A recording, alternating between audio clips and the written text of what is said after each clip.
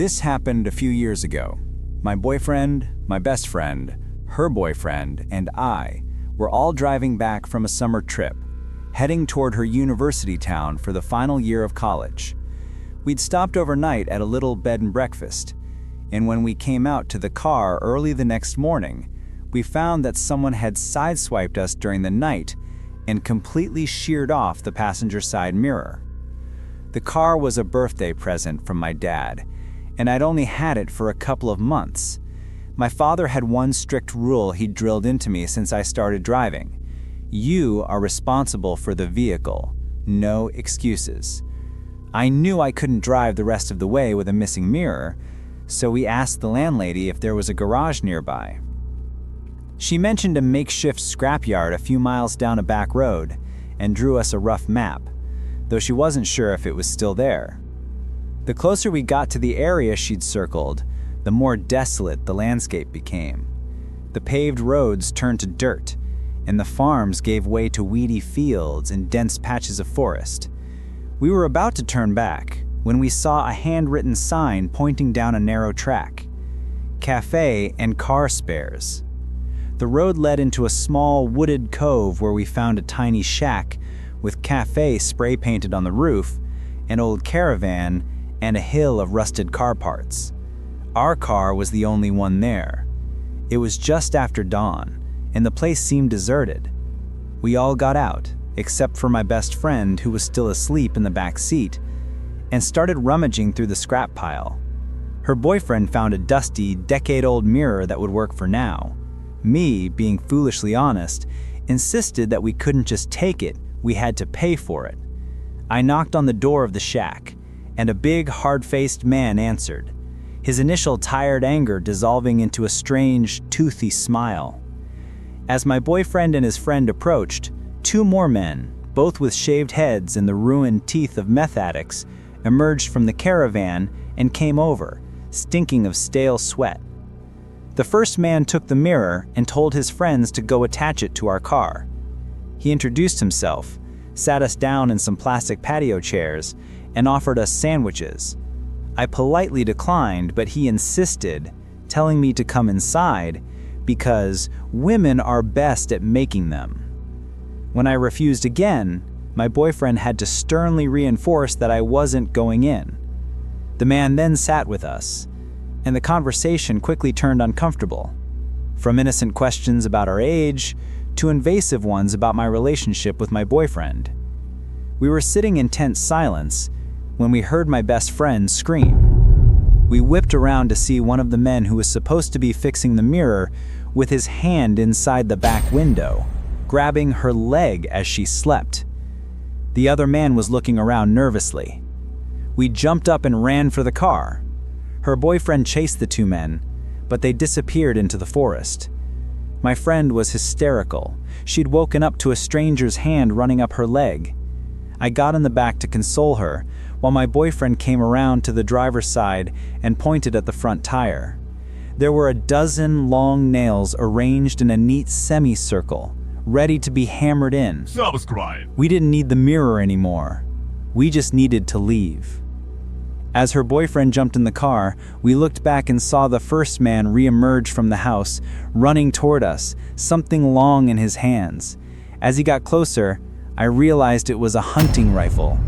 I slammed on the accelerator and we tore out of there, flying over the rough dirt road at 90 miles an hour until the scrapyard was long out of sight.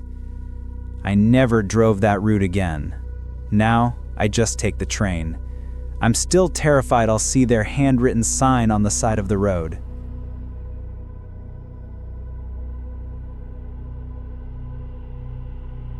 This happened last year, just after school started and my only child was in kindergarten. She had only been in school for a few days. We live in a rural area on a dead-end dirt road, and since we only have one car, our morning routine was pretty fixed. My daughter, her dad, and I would all get up to take him to work, then my daughter and I would come back home to get her ready for school. Because of where we live, I have to drive her about a half mile to the main road where her bus picks her up. Everything was fine that morning. I got her on the bus and headed home. I had the day off from my part-time job, so a weekday to myself was normal. I was doing some house cleaning and went into my daughter's room to put away some laundry. I had the TV on in the living room, listening to it from her room as I started hanging up clothes in her closet.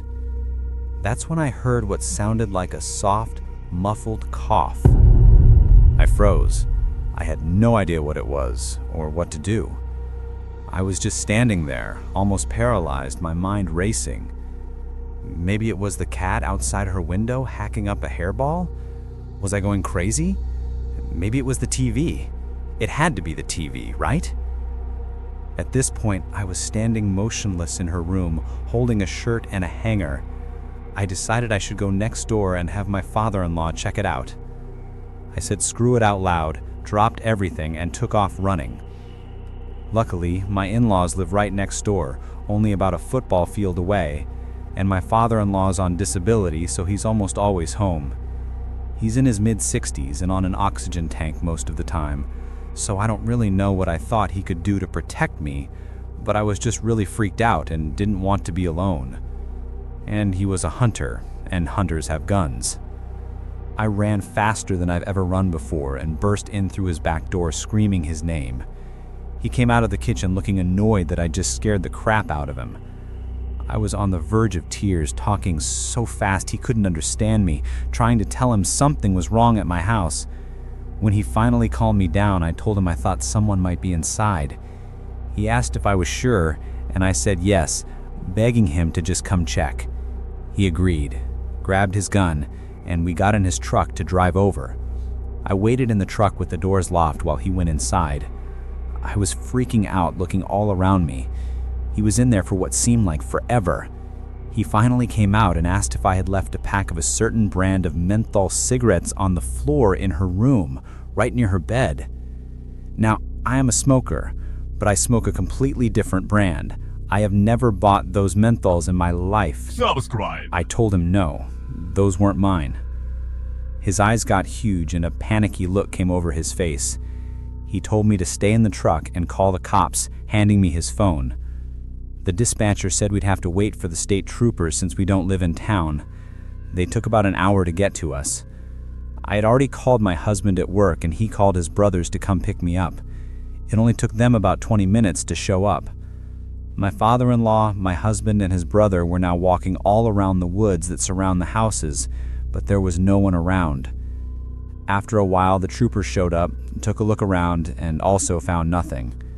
He took the pack of cigarettes as evidence and took my statement, along with my father-in-law's. He told us there really wasn't anything he could do. I couldn't describe who I heard because I didn't see anyone. There was nothing missing from the house, no one was there now, and there was no sign of forced entry. Of course there wouldn't be. My entire life I have lived by the unwritten rule of our area. You don't lock your doors. After the trooper left, my father-in-law gave my husband the gun to hold onto in case someone came back. My husband and brother-in-law changed the locks on all the doors that day. We didn't take our daughter out of school. We thought it would just stress her out, but we let the school know to be on the lookout and we talked to her again about stranger danger. I had her sleep in our bed for a few weeks. Life moved on and nothing has happened since. We never heard from the trooper again. I have no idea what they were planning on doing, if they were after me or my daughter, or if they just wanted to rob us. I don't think I'll ever know. I still get paranoid from time to time, and my husband got me a dog to help me feel safe. I just hope with time the fear will lessen. Please always lock your doors. You never know who might just be passing through.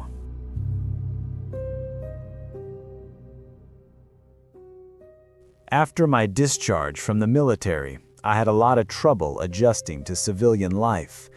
My wife could see I was struggling, and one morning she suggested I go for a walk in the nearby woods. It turned out to be the best thing for me. I'd forgotten how peaceful nature could be. I walked aimlessly until I came upon a log and just sat there, taking it all in. I didn't want to go back to the screaming children and the overwhelming crush of responsibility. That's when I came up with an idea. I went back to the house, and with her blessing, I gathered my camping kit and hoofed it back into the woods. Subscribe. For the next 3 days, I lived off the land, and when I emerged, it was like being reborn. From then on, nature became my retreat. A year passed, and I continued these little escapes, as my wife called them. I eventually began to crave new environments and found a large tract of forest used by ATV riders not far from my home. I decided to check it out once the colder weather thinned out the traffic. When the time came, I packed my gear onto my old quad and began my journey. After sticking to the main trails for a while, I cut off onto a long, unused one.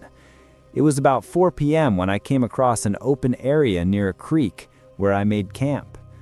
The next morning, as I was getting water, I noticed an old shack set back under some trees on the other side of the creek. I planned to check it out after breakfast, but things got away from me, and it was almost lunch before I got around to it. I didn't expect much, but I noticed the windows had been covered with burlap, a sure sign of recent use. I decided to approach from the back and picked up the fresh tracks of a large SUV, no more than a day old.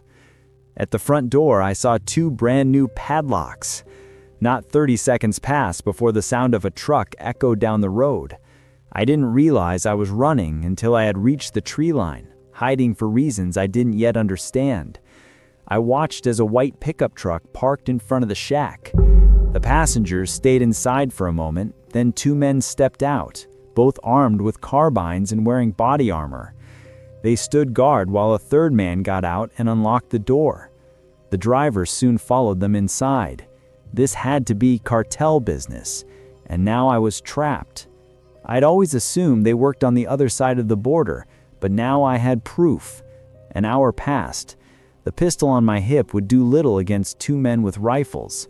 If I was found, my family would never know what became of me, and I couldn't do that to them. I had no choice but to wait. Subscribe. Fortunately, my chance soon came. The men exited the building, one carrying 2 duffel bags. The guards took one last look around, and the truck disappeared back down the same road. As soon as it was out of sight, I bolted from cover, gathered my things, and gunned my quad back to civilization. The long ride gave me time to decide what to do. By the time I got home, I'd made my choice. I drove directly to the sheriff's department and told them what I'd seen. I had no proof of any illegal activity, but they told me they'd check it out. My good deed was done. 9 months went by with no news. My curiosity got the best of me, and I took my quad back out to the woods. I took up a position not far from my old camp and was shocked by what I saw. The old shack was no longer standing. From what I could tell, it had been burned to the ground. Up close, things were clear. Not much remained other than some assorted small pieces of metal and charred furniture. I was happy to see it gone, but a little flame of curiosity still burns inside me about what exactly happened to it and what became of the men I'd seen. I'll probably never know. I often remember that little shack and wonder how many other forgotten places like it exist and what awful things might be going on inside them.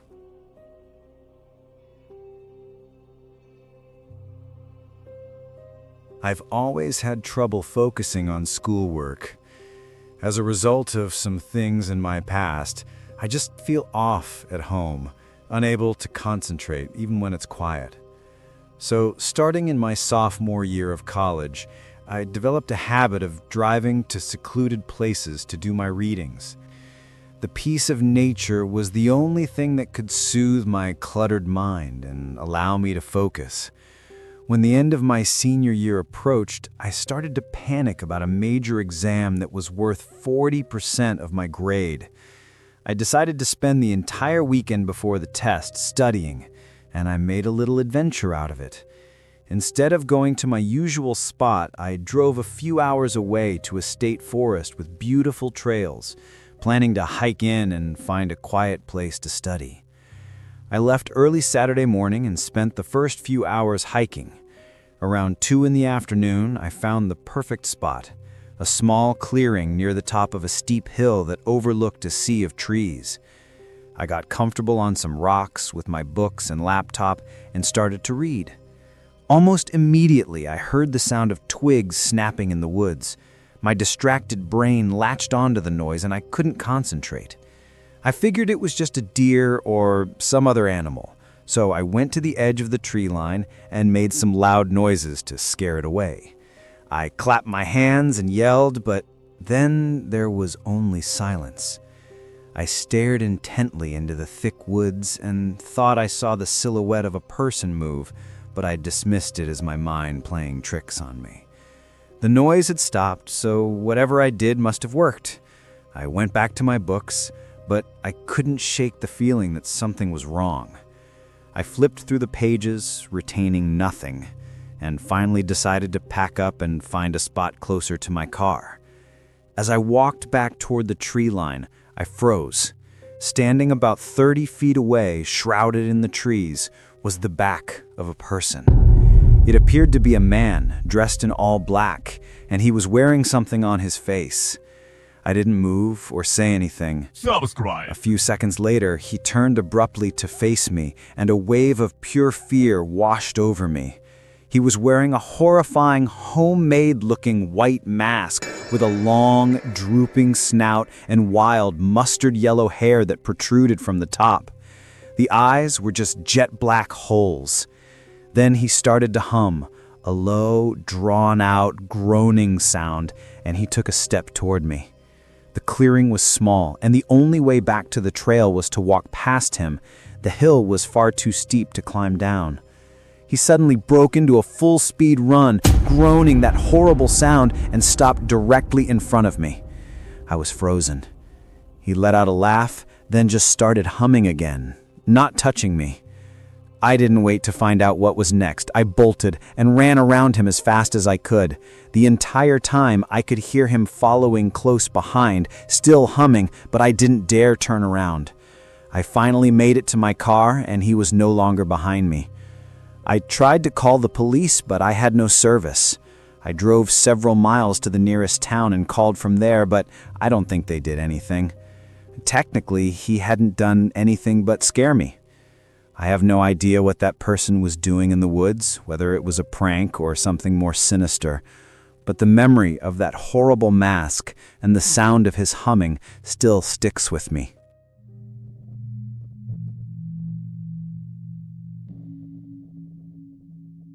I've always loved the outdoors. Even as a kid, my parents would have to yell my name from the porch to get me to come in at night. This story takes place about 10 years ago, when I was with my girlfriend at the time. It was a serious but on-again, off-again relationship full of childish drama on my part. We had plans to go to a local fair with a big group of friends and family, so we all drove separately. I'm not usually a drinker. Alcohol has always given me bad anxiety the next day, but for whatever reason, that night I was in a great mood and felt like having a few. I started having drinks with my girlfriend's dad, some friendly back and forth about who could finish their beer faster. After my third or fourth drink, my girlfriend came up and, in front of everyone, said something like, "Don't you think you should slow down?" I don't remember her exact words, but I remember feeling embarrassed and annoyed. I was super immature back then and reacted poorly, shutting down and giving everyone one-word answers. After about an hour of sulking, I announced I was leaving. My girlfriend asked how I was getting home since I couldn't drive. I lied and said a friend was coming to get me, then just walked off toward the parking lot. Behind the lot was a large forest, and since it was still light out, I decided a short walk in the woods would clear my head. Subscribe. My one consistent rule, something I did whenever I was upset, was to find a quiet place in nature to cool off. This time, it backfired. After what I thought was a quick walk, I was sweating and feeling the buzz from the drinks, but I was also starting to feel embarrassed about how childishly I'd acted. I decided to head back to the fair and apologize. But after walking for another 15 minutes, I realized I was lost. I couldn't find the path back to the parking lot. I stayed calm and tried to analyze my surroundings, but nothing looked familiar. I pulled out my phone. I had a bunch of texts, but no service to send or receive calls. After sitting for a few minutes, I decided the best plan was to wait for nightfall. I figured I'd be able to see the lights from the fair and make my way back. As the sun began to set, I grew more uneasy. Every little sound, a branch breaking, the wind in the trees, put me on edge. As it got darker, I swore I heard voices. They seemed to get closer, and then silence. Suddenly, my heart jumped out of my chest as someone yelled, "There you are! Get them!" And I just started running. I didn't know where I was going, just crashing through the underbrush, taking branches to the face. I tripped and fell, and on the second fall, I decided to just stay still, hoping I'd gotten away from whoever was chasing me. How did they even know I was in the woods? After a few minutes of silence, I heard footsteps crunching on leaves. It sounded like people talking. The only thing I remember hearing clearly was a woman's voice saying, "She expects us to get him?" or something like that. Once the voices started to fade in another direction, I began to walk slowly through the darkness. After what felt like 10 minutes, I saw a faint glow in the distance.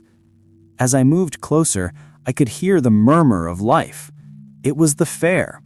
I sprinted the rest of the way out of the woods, more scared than I had ever been in my life. I always look back on that and wonder who those people were. Were they even looking for me? Or was it just some strange coincidence? I don't know. But now, whenever I'm in the woods, I always make sure I'm back home before dark.